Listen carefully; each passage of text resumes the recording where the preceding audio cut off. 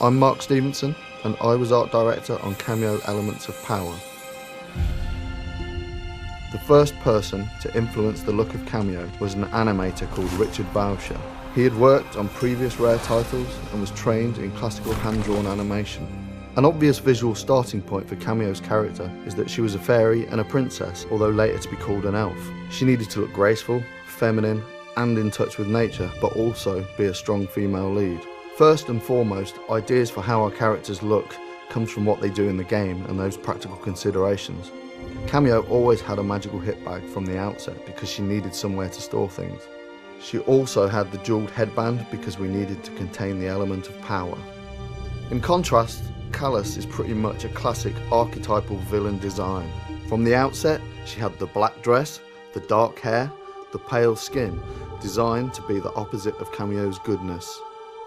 Kameo's original costume was inspired by ancient Greek clothing but was changed with the console version. She needed to look more mature, and the new look was inspired by Native American patterns and culture.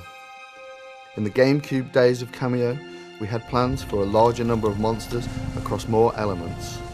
Some were used to travel across the levels, others being purely for combat, able to use elemental moves like freezing things or breathing fire. However, as the project progressed, we scaled the number down.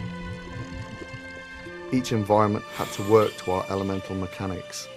They also had to fit the narrative points.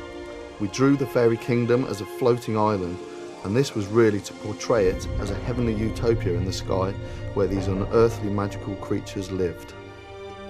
The battlefield that we introduced for the Xbox 360 version was probably the most challenging level to create. It was a massive environment, bigger than any we'd built before, and linking all the different diverse parts of the world together. And if that wasn't challenging enough, we also populated it with thousands of trolls and a load of epic battles.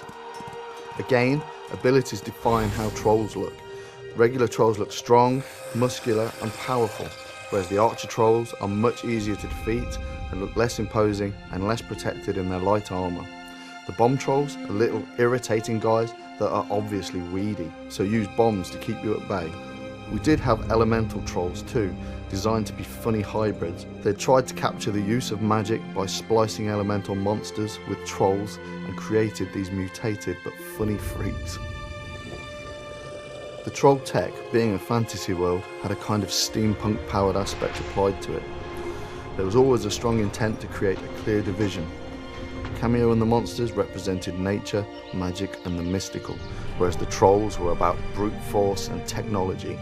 Thorn was about reinforcing that visceral animalistic aspect of strength being power, so he was naturally very big compared to the regular trolls.